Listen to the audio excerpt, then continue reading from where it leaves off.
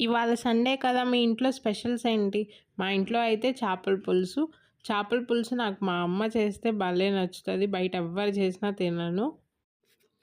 ఒకప్పుడు అస్సలు చేపల పులుసు అంటే అస్సలు తినేదాన్ని కాదు. మా మమ్మీ వాళ్ళు ఆ రోజు స్పెషల్‌గా నా కోసం వేరేది ఏదో కర్రీ చేసేవాళ్ళు. బట్ ఉండే కొద్దీ అలవాటు చేసుకున్నాను. చేపల పులుసు హెల్తీకి చాలా మంచిదంట. సో, తినండి ఏ విటమిన్ వస్తదంట. సో, అందుకని అలవాటు చేసుకొని తినటం స్టార్ట్ చేశాను. తినగా తినగా మా మమ్మీ చేసిద్దని అర్థమైపోయింది. నాకు ఇప్పుడు బానే తింటున్నాను. చేపల పులుసు అంటే చాలామంది చాలా కష్టం అనుకుంటారు ఆ కర్రీ చేయడం. బట్ మా మమ్మీ చాలా అంటే చాలా ఈజీగా చేస్తది. నాకు తెలీదు ఎక్కడ నేర్చుకుందో. సో, నాలాంటి చాలా మందికి యూజ్ అవుతదని చెప్పి వీడియో తీసుకున్నాను. ఫస్ట్ స్క్రీన్ మీద ప్లేట్‌లో కనిపిస్తున్న మసాలాలన్నీ మిక్సీ ఏసుకోండి. సో, చేపల పులుసు టేస్ట్‌కి అది మాత్రం మెయిన్. మసాలాలంటే తెలుసు కదా! ధనియాలు, చిన్నుల్లిపాయి, గసగసాలు నానపెట్టి వేసింది.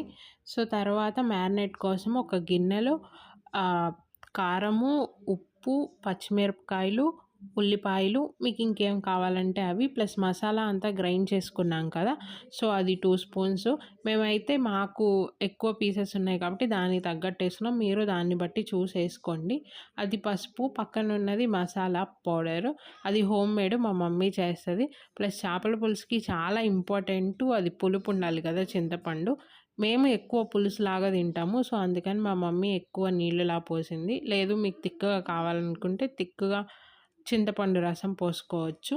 తర్వాత చేపల ముక్కలు ఆల్రెడీ మేము క్లీన్ చేసే తెచ్చుకున్నాము. చేపించుకొని బయట కట్ చేపించుకొని. సో, ఇంటికొచ్చాక ఒకసారి క్లీన్ చేసుకొని ఇప్పుడు మనం మ్యారినేట్ చేసుకున్న దాంట్లోకేసుకొని బాగా తిప్పుకొని అందులో మీకు ఎంత ఆయిల్ కావాలనుకుంటే అంత ఆయిల్ యాడ్ చేసుకోండి. యాడ్ చేసుకున్నాక ఒకసారి మొత్తం ముక్కలకి పట్టేలాగా తిప్పుకోండి ఆ గిన్నెలో. సో, కొంచెం సేపు అలా ఉంచుకోండి. ఒక హాఫ్ ఎన్ అవర్ అట్లా.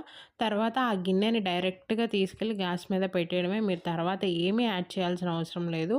బట్ బెటర్ ముందే ఉప్పు, కారం చూసుకొని ముందే యాడ్ చేసుకోండి. ఎందుకంటే తర్వాత అది ముక్కకి పట్టదు, బాగోదు.